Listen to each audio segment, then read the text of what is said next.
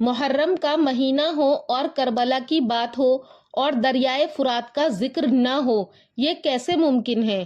اسلامی تاریخ کے مطابق یہ وہ دریا ہے جس کے کنارے جنگ ہوئی۔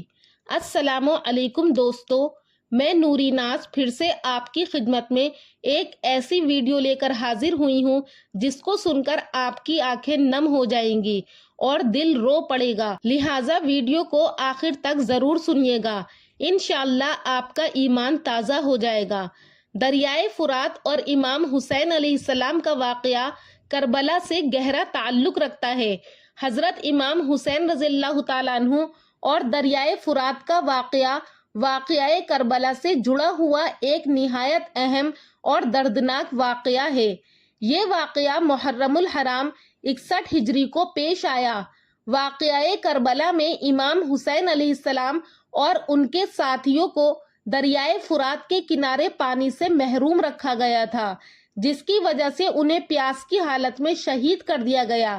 دریائے فرات مشرق وسطی کا ایک بڑا دریا ہے جو ترکی، شام اور عراق سے گزرتا ہے۔ یہ دریا دو دریاؤں یعنی دریائے مراد اور دریائے فرات کے ملاپ سے بنتا ہے، اور دریائے فرات کربلا کے قریب بہتا ہوا ایک بڑا دریا ہے۔ اسی دریا سے علاقے کے لوگ اور قافلے پانی حاصل کرتے تھے۔ امام حسین کا قافلہ بھی اسی پانی پر منحصر تھا۔ کربلا کا واقعہ اسی دریائے فرات کے کنارے پیش آیا تھا۔ حضرت امام حسین پیغمبر اسلام صلی اللہ علیہ وسلم کے چھوٹے نواسے اور حضرت علی اور فاطمۃ الزہرا کے بیٹے تھے۔ جب امام حسین کا قافلہ 2 محرم الحرام کو کربلا پہنچا تو یزید کے لشکر نے 4 محرم کے بعد ان پر پانی کی فراہمی بند کر دی۔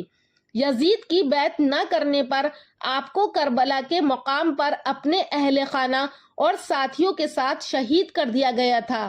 واقعہ کربلا میں امام حسین علیہ السلام اور ان کے ساتھیوں کو پانی کی شدید قلت کا سامنا کرنا پڑا تھا۔ واقعہ کربلا میں امام حسین علیہ السلام اور ان کے اہل خانہ اور ساتھیوں کو پانی تک رسائی سے روک دیا گیا تھا۔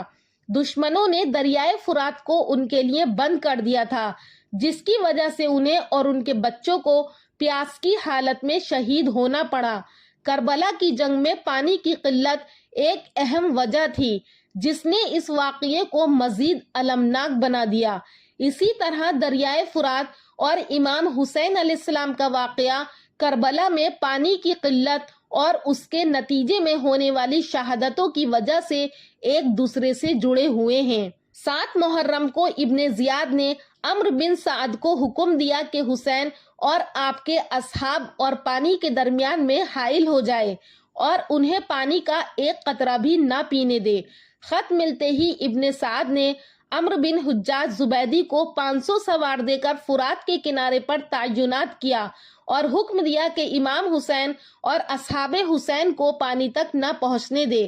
دریائے فرات پر امام حسین رضی اللہ تعالیٰ عنہ اور ان کے ساتھیوں کے لیے پانی یزید بن معاویہ کے حکم پر عمرو بن سعد کی قیادت میں ابن زیاد کے مقرر کردہ لشکر نے بند کیا تھا۔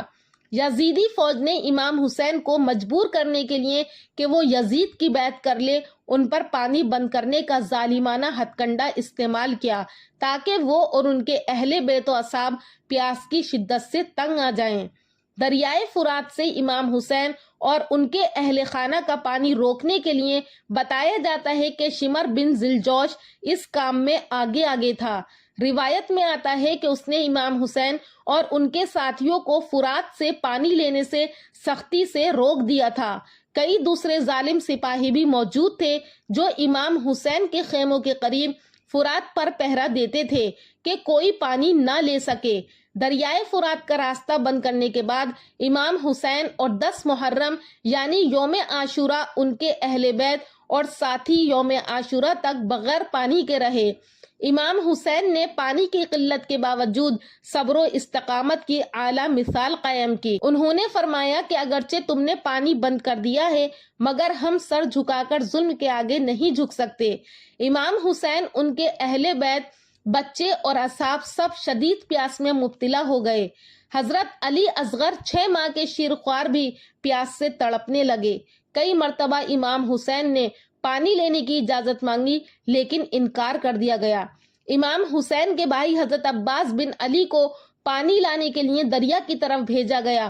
وہ بڑی بہادری سے دشمنوں کی صفیں چیرتے ہوئے دریا تک پہنچے، پانی بھرا اور واپس آنے لگے، مگر دشمنوں نے گھیر کر ان کے دونوں ہاتھ کاٹ دیے۔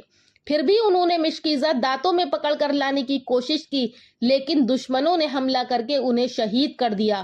حضرت عباس پانی خیمے تک نہ پہنچا سکے۔ امام حسین اپنے شیر خوار بیٹے حضرت علی اصغر کو لے کر میدان میں آئے اور کہا کہ اگر مجھے پانی نہیں دیتے تو اس بچے کو ہی پانی دے دو جو پیاس سے تڑپ رہا ہے۔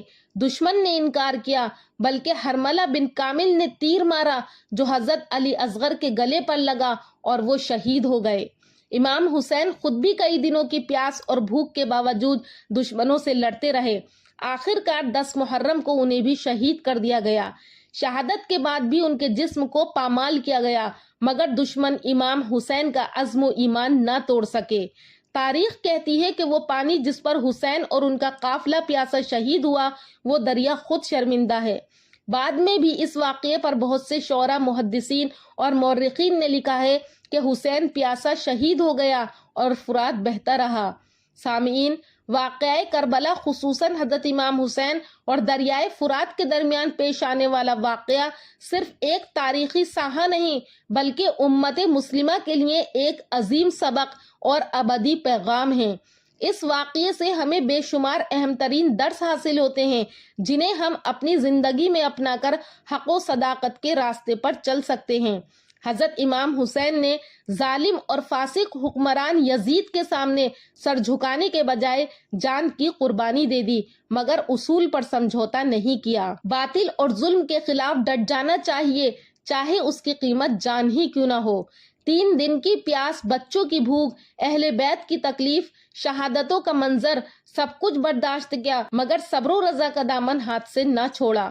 صبر ایمان کا حصہ ہے۔ مشکل حالات میں بھی اللہ پر یقین اور ثابت قدمی رکھنا مومن کی پہچان ہے۔ کربلا نے امت کو یاد دلا دیا کہ اہل بیت نبی کریم صلی اللہ علیہ وسلم کے خون کے رشتہ دار ہیں، ان سے محبت ایمان کا حصہ ہے۔ نبی کریم صلی اللہ علیہ وسلم کے اہل بیت سے محبت رکھنا ہمارے دین کا تقاضا ہے۔ یزیدی فوج نے پانی جیسی نعمت الہی کو بند کر کے ظلم کی انتہا کی۔ امام حسین نے اس کے باوجود عدل و اخلاق کا دامن نہیں چھوڑا۔ ہر دور کا یزید طاقت رکھے گا، مگر ہر دور کو حسین کی قربانی یاد دلاتی رہے گی کہ حق کبھی دبایا نہیں جا سکتا۔ آخر میں اللہ تبارک و تعالیٰ سے دعا ہے کہ اللہ پاک اہل بیت کے درجات کو بلند فرمائے اور ان کی قربانیوں کو قبول فرمائے اور ہم لوگوں کو بھی ان کے نقش قدم پر چلنے والا بنائے۔ دوستوں، امید کرتی ہوں کہ ہمارا یہ ویڈیو آپ کو پسند آیا ہوگا۔ اگر پسند آیا ہو تو ہمارے چینل نوری اسلامک ٹیوبر کو ضرور سبسکرائب کریں اور کامنٹ سیکشن میں اپنی رائے کا اظہار کریں۔ انشاءاللہ پھر ملاقات کروں گی ایک اور اچھے ٹاپک کے ساتھ اگلی ویڈیو میں۔ تب تک کے لیے اللہ حافظ۔